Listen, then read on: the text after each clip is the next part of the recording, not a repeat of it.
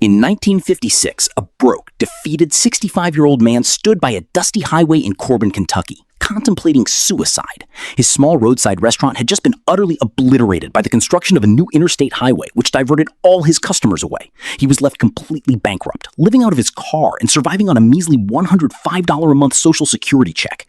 To society, he was a textbook elderly failure. But this man was Harland Sanders, and instead of giving up, he took a battered pressure cooker, a secret blend of 11 herbs and spices, and launched one of the most astonishing, high-stakes comebacks in American business history. Sanders' journey to this low point had been a brutal, lifelong gauntlet of disasters. Born in 1890, he lost his father at age 5, dropped out of school at 12, and spent decades drifting through a string of failed careers. He was fired from his job as a railroad worker for fighting, lost his law career after brawling with his own client in a courtroom, and even had his first restaurant burned to the ground.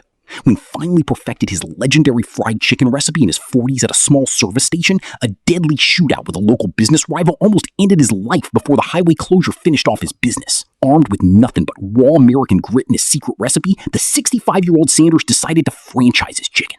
He traded his civilian clothes for a crisp white linen suit, grew out his iconic goatee to look like a dignified Southern gentleman, and hit the road. Sleeping in the backseat of his car and shaving in gas station restrooms, Colonel Sanders traveled across the United States from restaurant to restaurant. His sales pitch was simple. He would cook the chicken for free, and if the owner liked it, they would pay him a nickel for every chicken they sold. The rejection he faced was brutal and humiliating. Sanders was turned down an agonizing 1,009 times by restaurant owners who openly laughed at his white suit and pressure cooker. But the 1,010th attempt changed everything.